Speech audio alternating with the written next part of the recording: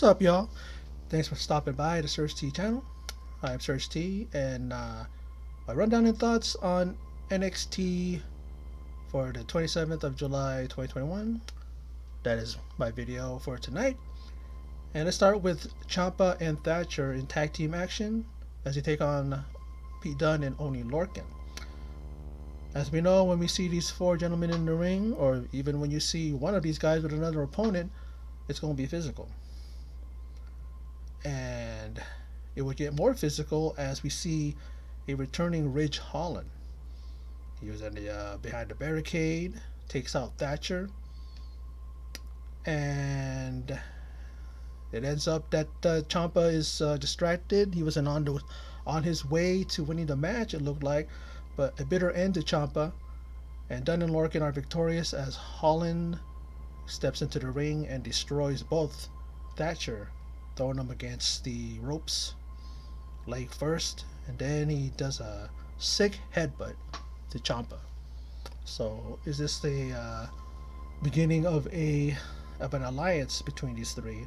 I think that would actually be something. I think before, if I remember correctly, before he was taken out, I guess with an injury, Holland, he actually attacked Adam Cole. I do remember that, if I'm not mistaken. So he's coming back to assert his dominance yet again. Samoa Joe, everybody's anticipating Samoa Joe coming in, returning to the CWC, and he has an offer, and it's a 3-step process for the GM of NXT, Mr. William Regal. First, he's going to tender his resignation from management. Then, step 2, Regal resigns, I should say, Joe as part of the active roster, and he did say that there's 3 processes, 3 steps, and the third step is he faces Karrion Kross for the NXT title at Takeover 36. I think that's how they're going to take the title off of him so that Karrion Kross can be part of the main roster full time. So it's kind of like cut and dry, and I'm kind of glad they're giving Joe I think he will be the first ever 3-time NXT champion. Now, we were seeing this all throughout the show, and it didn't get old. Cameron Grimes. First, he looked like he was talking about, washing LA Knights balls. Golf balls, that is. LA Knights like, will you keep it down? It's hilarious. Even had a side bet. He said, if you don't hit it in the water, $5,000. If you hit it in the water, he owes him $5,000, right? Well, LA Knight kept reneging on that every chance he got.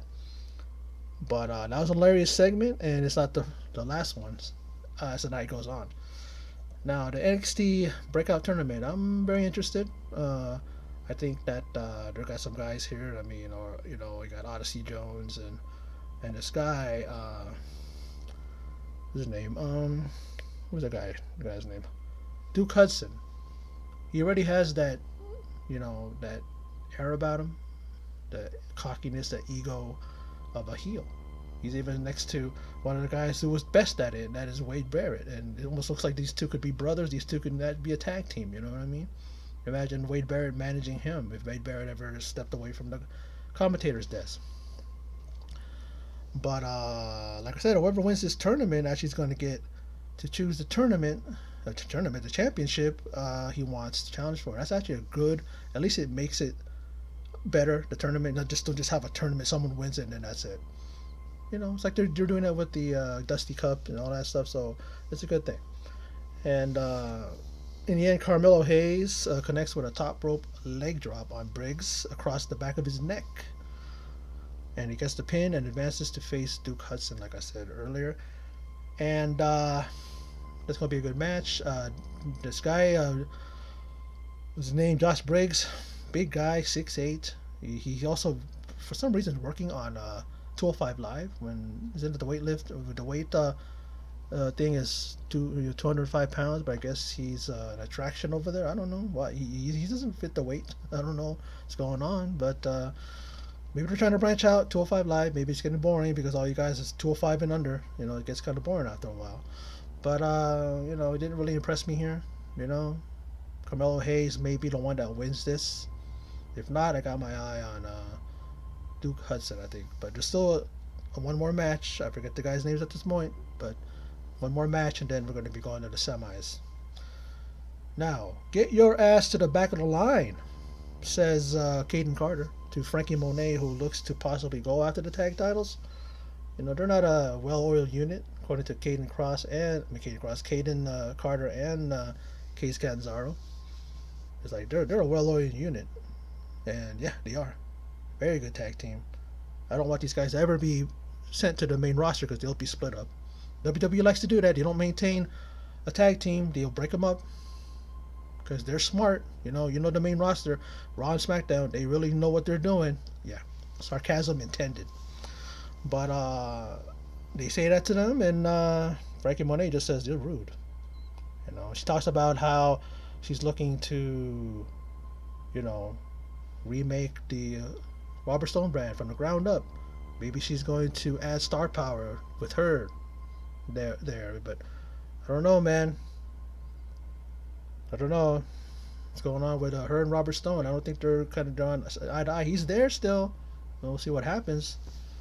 Now, Grimes does some golf commentary as LA Knight's trying to tee off. And then he tells Grimes to go get the ball because he just keeps shooting those balls into the into the water. He goes after it, looking to dive into the water, and then he actually gets a ball, and then in comes Ted DiBiase, gives some advice, says you're better than this, says that you weren't born for this, to be a butler, you're born to be a champion.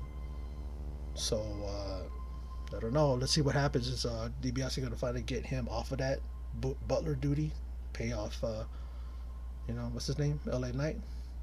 And then, he wants to get a receipt, what's his name, DiBiase does off of LA Knight. He might want to use Grimes to do that. So we'll see. Now, Ridge Holland backstage, and he's asked, pretty much, what was your reason? Why you're here? Why'd you do what you do? And Ridge Holland says that, he smashed up Ciampa and Thatcher, and it won't be the last. So he's back. He's back to break bones and take numbers and, take names and all that stuff, Now, the NXT Women's Champ and Dakota Kai are in the ring. Who's next, says the champ. And says to keep them coming. Now, Dakota Kai says that Raquel Gonzalez is the most dominant woman than anybody in the division. She even mentions better than Ripley, Shirai, a bunch of names. And who is woman enough to face the champ? Raquel Gonzalez's hands in the air. She's like, yeah. And Dakota says, as long as she has Gonzalez's back, she will always be the champ. And then, what we have all been expecting, what I've been saying that's going to happen, finally does, and Kai, out of nowhere, hits that Sami Zayn-like haluva kick, her version of that kick, and she knocks out the champ, or knocks her down. And the turn is complete, and now I am in great anticipation for the collision at TakeOver 36. Has it been made official? Not yet, but we know it will be. And all I gotta say is, if anybody's gonna take it off her, it'll probably be Dakota. I think she's been working hard, and I think she deserves the championship. She's been here for a while, and I think she needs to win that championship. If she doesn't, she eventually will. They might have a couple of takeovers, or even a takeover and a couple of NXT programs, and then she'll get the title if she doesn't get it at takeover. So we'll see. Now, Adam Cole is talking, and he's at the top of the mountain. And Bronson Reed will fall off that mountain. So, the confidence that he has, and the arrogance and the confidence that he has, he's that big ego, like I said, and he doesn't think anybody could beat him. Now, there's one of those workout rings that they have, right? And Shirai's in there training, and Starks comes in and says, hey, you should be training by yourself. We need to train together, But Starks and Shirai as friends, he's trying to, say, come on, But Io, I respect you, but I don't like you. She says that. Stark stops her. Zoe stops her and says, let's hang out. Come on, let's hang out. And Io does agree, and I guess that's a start. You know, and maybe they're gonna show some vignettes where they're going to places, maybe miniature golf or whatever, doing whatever kind of thing, and then Io just walks away. I guess it's gonna be one of those funny little vignettes, and I can't wait to see those. It'll be funny. Now, backstage we see Gigi Dolan. I've seen her wrestle before, pretty decent, and JC Jane. I guess that's her last name. I know JC, but I didn't understand when Beth Phoenix said their names. I couldn't catch it, but I think it's JC Jane, and they're with Mandy Rose. Mandy Rose is talking to them, having a little discussion backstage, and I'm thinking, okay, at least she's training. At least she's with two newbies, two people that are new. They're green. Help develop them, be a formidable or a possible tag team choice for the champions. Instead of just going to the same ones every time. That's what you need. WWE needs to do in general, not only on NXT but on the main roster as well. But we'll see. Now, Canzaro and Carter are going to be facing Frankie Monet and Jessica Maya. And in the end, they get a surprising pin on Monet, but it's because of Robert Stone. Because he was being a dork. He was being like a fly constantly in someone's face. She was constantly in her way. You know what I'm saying? Like she was getting in her way when she was making her entrance. He was doing all this stuff, and Frankie Monet's like like that. So I think they're gonna be dumping him pretty soon, Frankie Monet. You know, so we'll see. What happens with that. I think you gotta do something with the Robert Stone brand or their group. They need to do something. They need to do something to. Frankie Monet definitely was going to bring some star power to that group, but I don't think they're going to want Robert Stone, especially after this, because he's caused. Frankie Monet, she was on a roll, but 2-3 matches in a row she won since her debut, and then she gets pinned. But it's a good way to do it because it's believable. Not like what's her name? Because she's a bona fide wrestler, superstar, someone who's proven herself. She held the Impact Women's Champion as Taya Valkyrie. She changed her name to Frankie Monet, but if those of you who are familiar with her work, so it's nothing like we don't expect anything. Like, oh my God, we're going to be watching her like we do with Eva Marie, because Eva Marie cannot afford to lose. She can't afford to lose because of all the anticipation and all of the hype around her. Frankie Monet couldn't afford a loss. We already know what she's capable of doing. So a loss, meh. She'll come back. She'll bounce back next week. But anyway, and then in the end, you see the ire of Frankie Monet being drawn by Robert Stone. So we'll see what happens.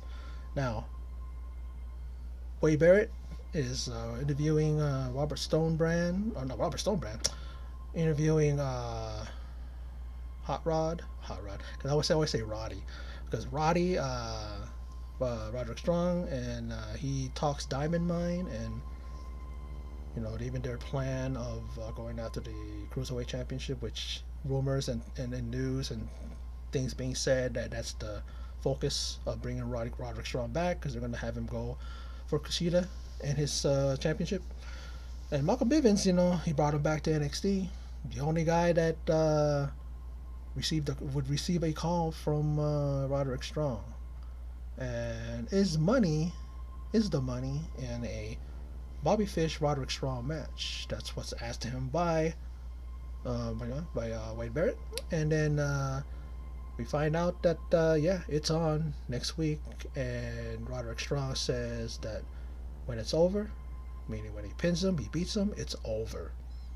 And I think so too. I think these guys need to move on. They've had, of course, with the whole thing with Kyle O'Reilly and Adam Cole, it'll be great for that to continue because they're great together as foes. That program is good. That would be a great one to continue. I should say. But now let's go back to backstage, and Dakota Kai's on her way out. The interviewers, whoever they are, the press, running after her. saying her name over and over again, saying, "Can you explain your actions?" Dakota Kai just gives a little sly little smile, and she just rushes over to her car in the backstage, in the parking lot, and she's off.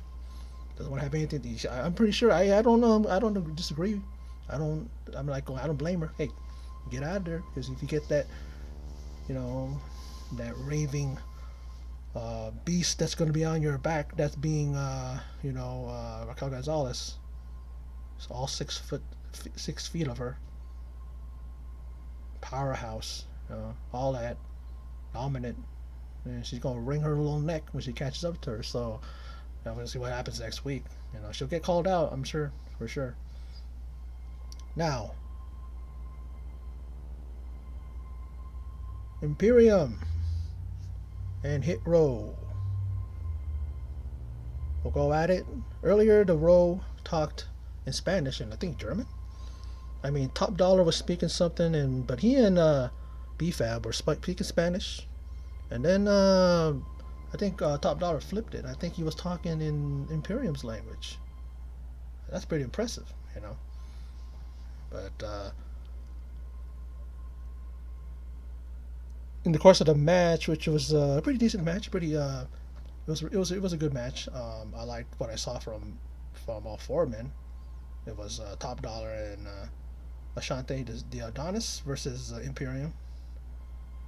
And in the end, uh, the powerbomb elbow combo puts the Row away, and Legato, who blindsided Top Dollar and Adonis,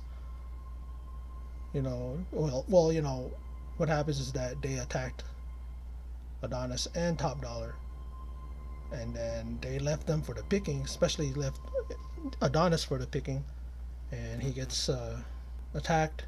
He gets hit with a power bomb European elbow combo, and Imperium wins the match. And later, it was revealed that Legado del Fantasma and the Hit Row, will be facing each other, as it was made official next week. Now, the Way has internal issues, and no way are Gargano going to accept Loomis into the family. But Indy has a solution. If Johnny beats Loomis, he is gone. But if he wins Loomis, then Loomis gets a chance to be with Indy. It's a love her or leave her match, which is confirmed for next week. So we'll see. In this ongoing love, talk about, what's that?